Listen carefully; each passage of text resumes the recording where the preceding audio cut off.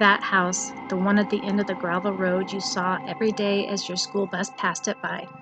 It was huge and grand and looked out of place around the small farming houses in that area. All the kids would say it was haunted, and as teenagers, it was the place where everyone would park and do, well, what teenagers do. Nobody was ever able to break into that house. Someone had that place locked up good. Not even the windows were broken. When I was younger, I asked my dad if it was haunted. He said, "It could be. They found the owner beat and left for dead there a long time ago." I thought he might have just said that to keep me from going onto the property, but now I'm not sure. That place sat empty for most of my childhood until one of the family members of the original owners tried to fix it up and lived there.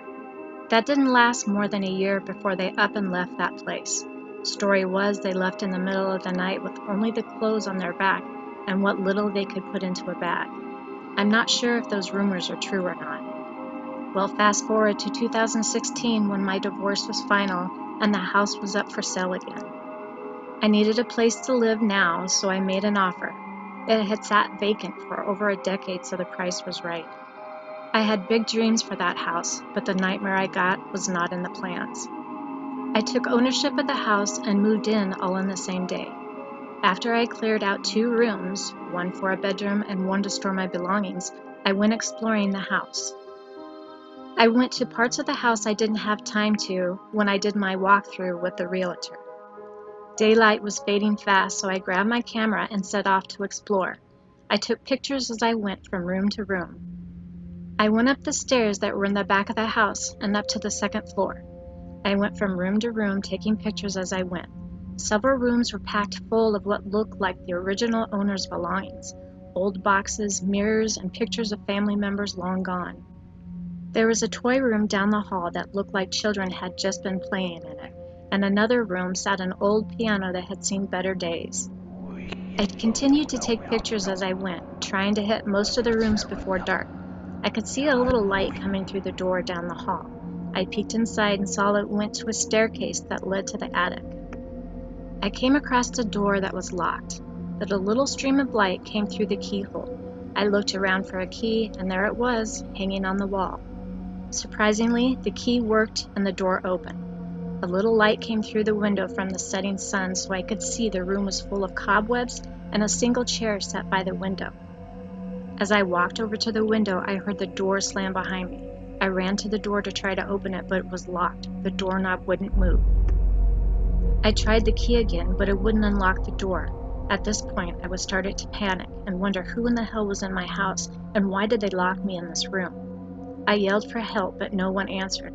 All of a sudden, there was a loud banging on the door. Whoever or whatever was pounding on it shook the door so hard I thought it was going to come off its hinges. The banging went from the door to the walls. It felt like I was being surrounded by it.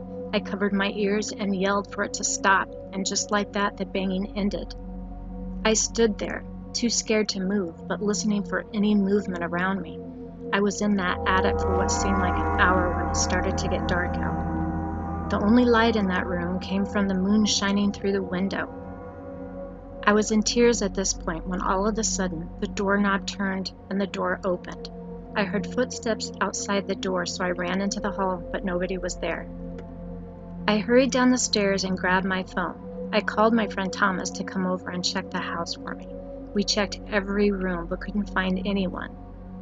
Just then I remembered my camera, and I looked through the pictures to see if maybe I missed somebody hiding. I had chills go straight up my spine when I saw him, the man in the hat. I never saw him, never once as I explored that house, but yet he showed up on my camera, picture after picture. Who was that man, if it was even a man, and why is he trying to scare me? I knew I wasn't dealing with a man at this point, or someone who was still living. I had bigger problems with this house than falling plaster. This I knew I could not handle. The house had a dark feeling, and I wanted nothing to do with it.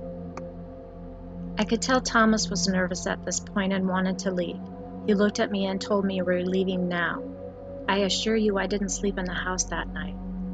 I have a beautiful, late 1800s home for sale, if anyone's interested.